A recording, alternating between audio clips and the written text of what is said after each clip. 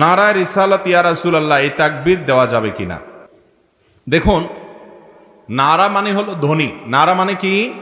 ধ্বনি, আওয়াজ।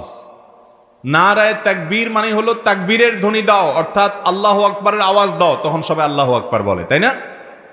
নারায়ে রিসালাত যে, এটার অর্থ হলো আমাদের প্রিয় নবী সাল্লাল্লাহু আলাইহি সাল্লাম আল্লাহর হাবিব তার রসুল হওয়ার ধ্বনি দাও, তখন মানুষ কি বলে? ইয়া রাসূলুল্লাহ, তাই না? নারায়ে রিসালাত বললে কি বলে? ইয়া রাসূলুল্লাহ। নারায়ে তাকবীর যেটা, এটা তো কোরআন হাদিস দ্বারা প্রমাণিত। ভুরি ভুরি জায়গায় নামাজের শুরুতে তাকবীর আছে না নাই? আজানে তাকবীর, বড় কোনো কিছু অর্জন হলে তাকবীর, উপরের দিকে ওঠার সময় তাকবীর, বহু জায়গায় তাকবীর আছে। জিলহজের প্রথম দশকে প্রচুর পরিমাণে তাকবীর আছে, ঈদের নামাজে যাইতে তাকবীর আছে, হ্যাঁ, বিভিন্ন সময় তাকবীর আছে।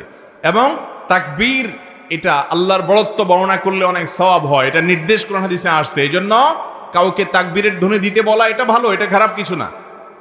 কিন্তু নবী করিম সাল্লাল্লাহু আলাইহি সাল্লাম আল্লাহর রাসূল এই কথার ধ্বনি দাও এটা বললে হে আল্লাহর রাসূল বলা, এটার কোনো নির্দেশনা কোরআন হাদিসে কোথাও তো নাই। সেই সাথে নারায়ে রিসালাত মানে রাসালাতের ধ্বনি বা রাসূলের ধ্বনি যেটাই বলেন, এটার জবাবে ইয়া রাসূল, হে আল্লাহর রাসূল বলাটা কিভাবে মানে মিলে কিভাবে? তারপরেও যদি আপনি টেনে টুনে বলেন ঠিক আছে, মানে তাকে আল্লাহর রাসূল হিসেবে আমরা স্বীকার করছি, সেটা আমরা বললাম, তাহলে আমার প্রশ্ন হলো ইয়া রাসূলুল্লাহ বলছেন, রাসূল আকরাম সাল্লাল্লাহু আলাইহি ওয়াসাল্লাম কি এখানে উপস্থিত আছেন? তাহলে আপনি ইয়া রাসূলুল্লাহ কোন হিসেবে বলছেন? আপনি যে দুরূদ পড়তেছেন নামাজের মধ্যে, সে দুরূদেও তো নবী সাল্লাল্লাহু আলাইহি ওয়াসাল্লাম শিখান নাই। আল্লাহুম্মা সাল্লি আলা মুহাম্মাদ ওয়া আলা আলি মুহাম্মাদ শিখাইছেন। তার কবরের পাশে, তার রওজার পাশে যান, সেখানে গিয়ে ইয়া রাসূলুল্লাহ বলেন, সেটা একটা ব্যাপার। কিন্তু আপনি দূর থেকে বসে ইয়া রাসূলুল্লাহ বলতেছেন। আমাদের দেশে অনেক মানুষ আছে যারা নবী করিম সাল্লাল্লাহু আলাইহি ওয়াসাল্লামকে হাজির নাজির মনে করে। তারা মনে করে নবী সাল্লাল্লাহু আলাইহি ওয়াসাল্লাম যে কোনো জায়গায় উপস্থিত, এবং এই জন্য অনেকে দেখবেন মিলাদে কিয়াম করে দাঁড়িয়ে যায়, নবীর জন্য চেয়ার রেখে দেয় যে উনি হাজির হয়ে গেছেন।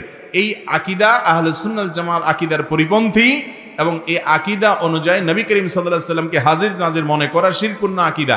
অতএব ওই আকীদা থেকে যদি কেউ ইয়া রাসূলুল্লাহ বলে এবং এই ধ্বনি সে দেয়, তাহলে সেটা বুঝতে হবে যে সরাসর বিভ্রান্তি, এবং এই ধ্বনি জায়েজ নাই। জামিয়া বিন্নুরি টাউন করাচির একটা ফতোয়া, পাকিস্তানের স্বনামধন্য দ্বীনি শিক্ষা প্রতিষ্ঠান, তারা এটাকে সরাসরি নাজায়েজ বলেছেন, যে নারায়ে রাসূলুল্লাহ ইয়া রাসূলুল্লাহ এরকম কোনো ধ্বনি দেওয়া জায়েজ নাই। সবচেয়ে বড় কথা হলো ভাই, নবী করিম সাল্লাল্লাহু আলাইহি ওয়াসাল্লামের সাহাবীরা বিভিন্ন যুদ্ধের সময় ধ্বনি দিছেন না দেন নাই? তাকবীর দিছেন না দেন নাই?